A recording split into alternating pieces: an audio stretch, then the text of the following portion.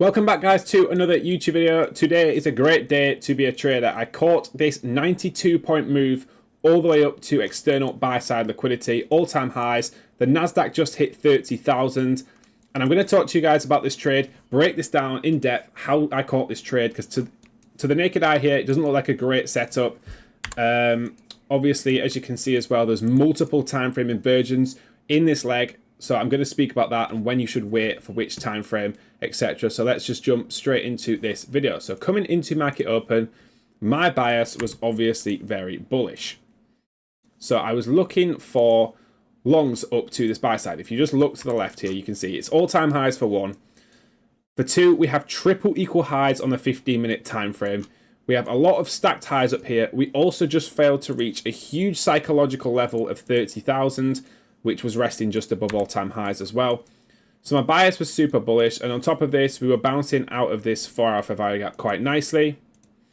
We also had gaps below for price to retrace into. If we look here, we had this 30-minute gap, and we also had this lower hourly gap resting below right here. So I was simply looking for price to either have a small retrace into this 30-minute gap to then distribute prices to my drawn liquidity, or to have a larger retrace into this hourly gap, but obviously sweeping this intermediate term low, and then for prices to distribute us up higher to the all-time highs that way.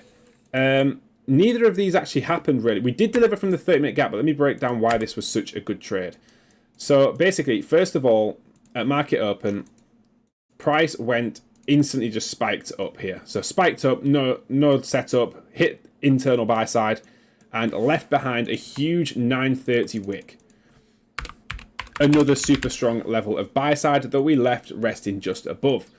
So at this point, we're inside of this 15-minute gap and this 30-minute gap right here to the left that I just spoke about. So long positions are a possibility, and I'm open to taking longs up to my higher time frame target.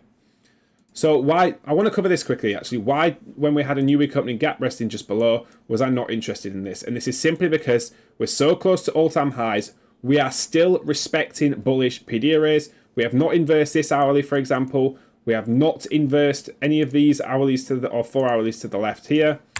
We are inversing bearish PD arrays. We've just inversed this hourly. So look at what price is doing, guys. Yes, we have a new opening gap below, which is a new week opening gap below, sorry, which is a very strong draw on liquidity, but price is not telling us in any way that it wants to go there. So with us being at all-time highs, I will simply remain bullish. So if we play price a little bit after up, we left at 930 wick, and then price started to push down with quite a lot of momentum. So here I'm thinking, okay, my scenario 2 that I just spoke about, a sweep on this hourly intermediate term low, could be absolutely great. But as you can see, price starts to react up out of nowhere, as it looks like on NQ. But let's have a quick look at ES here. Let's have a super quick look at ES. So this right here on the 5-minute time frame was ES. This is what we were presented with on ES. This was the same low. This is the low even lower on Nasdaq. So if you actually look here, this low here is this. If we just go to the 5-minute here. Okay, there we go.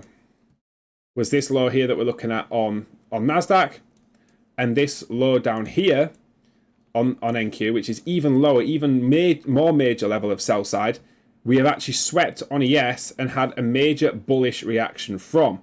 As you can see, in live time, you could see this bullish reaction before we even got any time frame inverse. So this reaction on ES, let me just, I don't know why it keeps moving the replay mode. This reaction on ES right here, as you can see, was super bullish for me. And this was before I even entered, right, at this point. We hadn't even entered when you can see this reaction. We swept the low inside of a fair value gap with a super bullish reaction, with giving us a bullish SMT. So if we go back onto NQ now, we can then mark out, like I had marked out at the start, the fact that we had this super obvious bullish SMT. Not just with this low right here that I wanted to see swept, but with an even more major level of sell side. And this was confirmed by the bullish reaction on both NQ and ES when ES swept this low. Hopefully that makes sense, but it's a little bit more advanced. You can't just take an SMT for granted when we've swept a low on one asset and not the other. You need to wait for both to actually be swept here. And as you can see, Now I'm just waiting for that bullish confirmation. We have all those super strong levels of buy side resting above. Bullish SMT confirmed by the strong reaction on ES. And then we had, in my opinion, the most obvious gap in this leg was this 3 minute. 3 minute alongside the 5 minute, right? We had a smaller 4 minute, smaller 2 minute. Now, the most common question I've had off the back of taking this trade, why did I take the 3 minute over the 5 minute? And it's extremely, extremely simple. So at the point of inversing this 3 minute, this is where the candle closed. This would have been entry, stop loss resting just here. This is the exact trade I took, by the way. Stop loss resting at 50 points or 54 points just at the low of this candle. Full TP at all-time highs, no scale point. So why did I take the 3 minute instead of the 5 minute? Now, with this much momentum coming through the 5 minute, with the SMT at our stop loss, super high resistance stop loss, right, on the higher time frame, with all these draws and liquidity above, I am more than happy to take the 3 minute with this momentum. I can easily anticipate this 5 minute getting disrespected and inverse. And as you can see, price has shown absolutely no rejection whatsoever from this 5 minute gap. We've just blasted through it. We've closed above on not only the 3 minute, but also the 4 minute, 2 minute, and 1 minute all close at the exact same time as the 3 minute long. So I simply entered on this candle close. I had enough conviction to think, right, I don't need to wait for the 5 minute here. We're moving up with such momentum. I'll probably miss the trade. So I took the 3 minute because I had obviously super confidence. Entered on this candle close. We had a 930 wick above. However, if you actually look to the left here, there's no high time frame area and we're not starting to run the liquidity yet.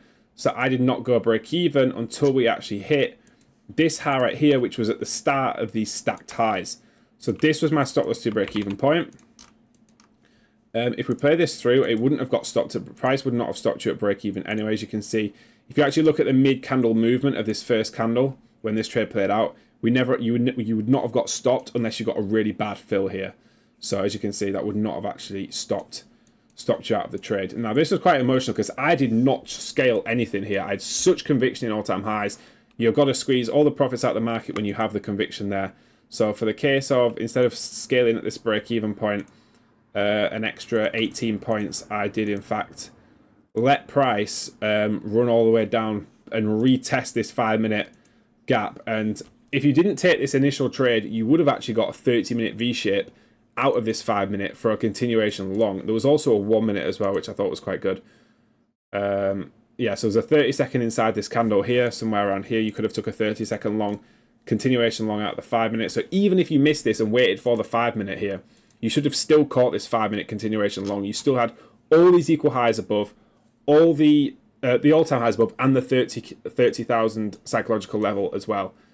So I think even so, and you could have even took the 1 minute for a 1 hour if you didn't like the 30-second or you don't trade the 30-second. So there's so many opportunities to be green on this particular day. And as you can see, I was just in it from the bottom, held all the way, and we did eventually hit take profit in that candle. So great trade. When we hit all-time highs and you get a move like this, you have to be done for the day. You're not going to get anything better after this. And as you can see, this was price started to stall around a little bit. We carried on going up with no pullback. Then prices started coming down. So great trade there. If you have any questions whatsoever, hopefully I've answered most of the common questions in this recap. If you have any questions whatsoever, drop me a message on Discord. It's one of the top links. My server is one of the top links in the description. Drop me a message on there and I will respond as quickly as possible. If you want to drop a comment asking a question, I will get back to all the comments as well. But if you want to have a proper conversation with me, it's best to just DM me on Discord. Make sure to join my Discord server because there's so much free value in there as well. And I hope all of you guys are green today. Make sure to subscribe for more free educational content. And I'll see all of you guys in the next YouTube video.